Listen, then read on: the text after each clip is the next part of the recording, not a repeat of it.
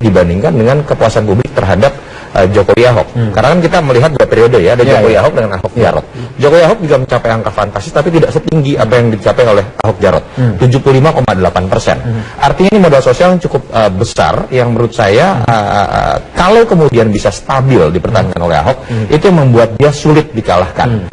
Walaupun katakanlah tingkat pengenalan dari pesaing-pesaingnya itu juga bisa berkembang biasanya menjelang masa-masa Februari 2017. Iya, karena ini juga masih 10 bulan begitu ya. Ya, itu poin yang paling menarik yang menurut saya bisa dilihat, dan ketika diuji dalam tingkat elektabilitas memang mencapai di atas 50%. Artinya kalau kita lihat hari ini kepuasan 82,8%, hasilnya 50%, ini hanya atau memang ini ada yang menarik. Memang 50% angka psikologis yang cukup untuk memenangkan pertarungan satu putaran. Tetapi memang walaupun kalau kita bandingkan dengan apa yang dicapai oleh Ibu Risma juga mencapai tingkat kepuasan publik hampir 80% kalau kita lihat di Pilkada Surabaya kemarin, dan mencapai tingkat elektabilitas jauh dibandingkan dengan apa yang dicapai Ahok sekarang 50%. Ada apa di situ? Kita harus uji lewat survei-survei kualitatif, riset-riset kualitatif.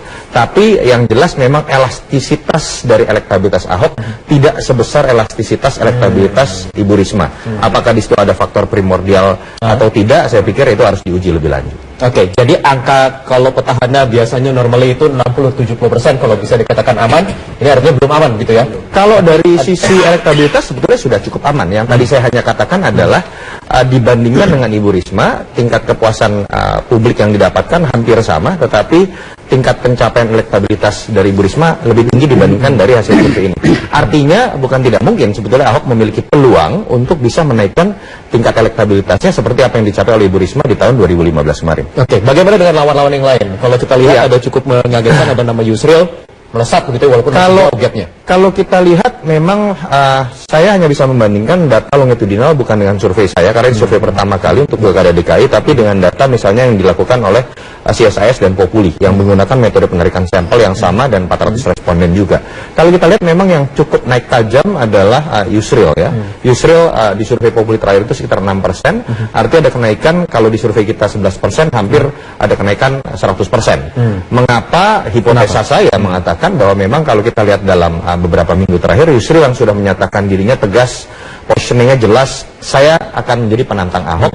Jadi karena jelas sudah buka front langsung begitu ya? Sudah bergerak, berkeliling menemui petinggi-petinggi partai, bahkan sudah setiap hari turun ke lapangan, bahkan sudah mengatakan saya berharap head to head dengan Ahok, 1 lawan 1. Pertanyaan tapi kemudian kan buat Yusril modal secara politik untuk mendapatkan tiket menurut saya tidak mudah. Karena dia berasal dari partai kecil, dan kalau kita lihat dua poros terbesar di DKI itu adalah PDIP dengan Gerindra. Yang saya pikir logikanya sulit untuk mendukung Yusril dan merelakan kadernya untuk kemudian hanya mendukung Yusril. Itu menurut saya menjadi catatan penting. Gerindra, Yusril juga kabarnya sudah menghadap ke Pak Prabowo Subianto. Apa hasilnya? Sudah siap? Ya, jadi melawan Ahok? Kami di Gerindra itu kan dulu pengusung Jokowi Ahok ya, tentu punya pengalaman yang cukup panjang ya dan cukup bersejarah. Yang kedua, dalam pilkada kali ini dengan pengalaman tentu kita juga ingin menjadi pemenang pilkada 2017 ya. Namun di sisi lain pasangan yang kita usung sekarang menjadi penantang kita ya, katakanlah Ahok ya.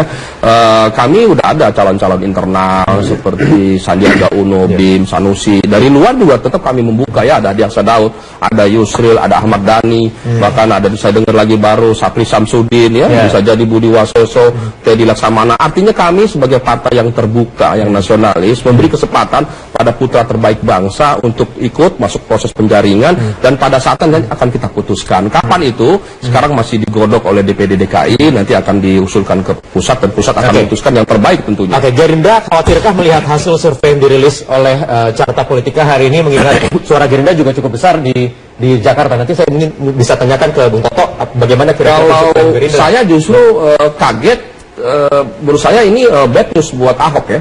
Tadinya saya menyangka Ahok itu mendapat nilai jauh lebih tinggi dari ini ya, karena dia tidak hanya incumbent ya, tapi juga dia dulu diusung oleh partai pemenang pemilu yaitu PDIP dan Gerindra. Modalnya dia, kemudian dia punya modal lain, dia karakternya ini kan kontroversi. Itu juga satu sisi menguntungkan bagi Ahok untuk meningkatkan popularitas dan elektabilitas. Terlebih tingkat kepuasannya kan tadi tinggi. Tadinya saya berpikir ya Ahok bahkan di atas 60-70. Ya. Ini gambaran ya. Kita juga bisa sambil lihat Mas Riza ini Gerindra. Konstituen Anda ini 51,9%. untuk Ahok dan 15,4% untuk Yusril, bagaimana? Ya, saya kira itu bukti bahwa yang pertama ya partai kami itu punya perhatian yang besar ya pada pilkada DKI. Kemudian saya setuju tadi Mas Toto bahwa sekarang ini incumbent memang diuntungkan, salah satunya dia sudah jelas positioningnya, maju sebagai calon. Yang lain ini belum jelas. Harusnya mau Yusril, mau dari partai kami itu belum jelas posisinya. Tapi nanti ketika partai memutuskan, katakanlah PDIP putuskan si A dengan si B, itu sudah beda posisinya. Jadi akan didengar nggak di suara-suara konstituen ini? Oh pasti. Ya. Jadi ada kepentingan begitu. Iya pasti. Jadi Kami kan partai kami tentu jelas kalau nanti sudah partai memutuskan A, konstituen simpatisan tentu akan mendengarkan. Bang Victor, Nasdem ingin mengajak partai lain untuk bergabung mendukung Ahok. Ya, yang pertama memang dari awal Nasdem mendukung Ahok bersama dengan kawan Ahok untuk maju lewat jalur perseorangan. Tentunya itu sesuatu yang bukan bertentangan dengan aturan, dan tentunya partai politik sumber kekuasaannya itu dari rakyat, dari warga negara. Ya. Jadi apabila perseorangan dengan partai politik itu dua-duanya memperoleh sumber kekuasaan yang sama, jadi tidak perlu dipertentangkan. Yang pertama. Yang kedua, memang dengan surveinya Carta Politika, hari ini kita tahu bahwa masyarakat DKI itu sudah paham betul bahwa pemimpinnya mempunyai kemampuan dan kekurangan, dan itu diterima. Nah, masalahnya itu adalah pada saat kita memilih sistem demokrasi, kita harus tahu benar pemimpin itu harus mempunyai kemampuan dan kekurangannya. Kita belum tahu yang lain ini maju dengan kekurangannya seperti apa. Kalau Ahok kita tahu ngomongnya ngaco, kadang-kadang tuh ada spontanitas. Itu berarti kekurangan dia. Tetapi selebihnya dia mempunyai kelebihan yang luar biasa. Dia orang yang jujur, terbuka, dan apa saja dibuka kepada publik. Nasdem melihat angka 51,8% untuk Ahok ini bagaimana? Ya, itu menunjukkan bahwa Ahok secara majority didukung oleh masyarakat atau publik, warga DKI. Walaupun ini tidak seperti biasa petahana bisa 60-70% biasanya. 60-75 dalam sistem demokrasi 51% itu yang majority. Itu cukup gitu. 50% itu cukup. Kalau kita lihat Pak Yusril, menurut saya lawan yang terberat menurut saya nanti Pak Yusril. Pak Yusril ya. Yang perlu kita pastikan apa yang menjadi masalah daripada Pak Yusril sebagai weakness. Kelemahan Pak Yusril itu apa, itu belum pernah kita tahu. Itu yang bahaya buat kita dalam sistem memilih sistem demokrasi ini. Bahaya kalau kita belum tahu pemimpin punya kelemahan. Bahaya sekali. Baik, kita akan lanjutkan nanti usai jeda berikut ini di Prime Time News. Kenapa demikian menurut saya? Ini sebetulnya merugikan bagi incumbent dimanapun kalau hiruk pikuknya udah jauh hari. Bagi incumbent itu lebih menguntungkan bagi dia kalau hiruk pikuknya menjelang waktu-waktu pencoblosan. Karena partai akan tersadarkan apakah kadernya siap atau tidak, dengan siapa dia berkoalisi, cara apa mengalahkan incumbent. Partai akan tersadarkan gitu loh. Karena waktu ini soal 11 bulan ini soal last minute ya. Betul. Kalau last minute ini kan biasa menguntungkan incumbent. Kemudian bagaimana harus Ahok kemudian nanti maju melalui jalur independen dengan partai politik dukungannya ada Nasdem juga Hanura harus siap seandainya nanti last minute nih sekali lagi. Menurut saya Ahok malah tidak usah berpolitik. Ahok tidak perlu memikirkan dukungan politik. Ahok terus bekerja karena modal sosial yang utama kalau kita baca di survei bukan dalam manuver-manuver politik yang sudah dikemukakan Ahok, manuver-manuver politik yang dilakukan oleh Ahok, tapi pada tingkat kepuasan publik itu yang tidak terbantahkan. Saya malah kemudian ingin menyarankan Ahok tidak perlu terlalu banyak berbicara lagi mengenai politik seakan-akan ini sudah masuk kampanye. Jadi lebih baik partai politik pendukung yang bisa stabilitas dari angka kepuasan publik, dan saya pikir otomatis itu akan jadi modal sosial yang begitu kuat. Toh kita tahu ada teman Ahok, kita tahu ada Nasdem, ada Hanura. Biarkan para pendukung Ahok ini yang terus melakukan manuver politik, berbicara mengenai Ahok politik, dan Ahok terus bekerja. Ahok tidak perlu bermanuver, Nasdem cukup ada Hanura dan juga ada teman Ahok, Bang Victor. Ya, yang pertama bahwa berbicara tentang siapa gubernur DKI yang pasti kan tidak lagi menarik. Karena dipastikan Ahok gubernurnya.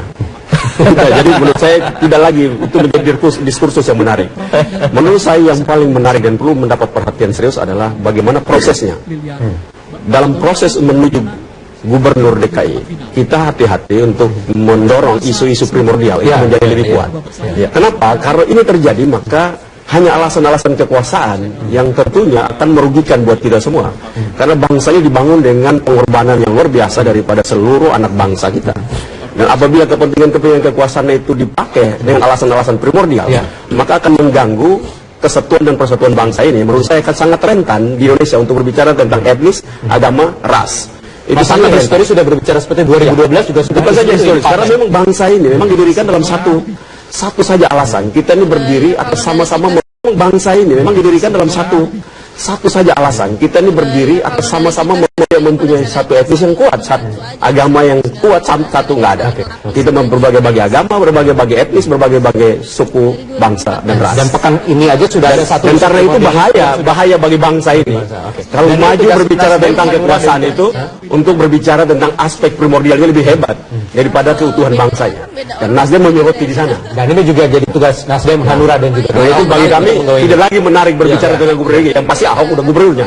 Dari hasil survei yang kita lihat itu tidak lagi menarik. Baik, kita akan nantikan bagaimana nanti 10 bulan ke depan, Bang Victor, masih ada waktu. Gerindra juga kita akan nantikan apakah memang dalam waktu dekat atau benar-benar last minute lagi begitu ya, seperti 2012 lalu. Terima kasih Mas Rizal Patria, Bung Toto, Yunarto Wijaya atas waktunya. Pemirsa, demikian perbincangan di paruh pertama. Nanti ada rekan saya Afiani Malik yang akan hadir di paruh kedua di Prime Time News dengan informasi dan dialog berikutnya terkait harga BBM.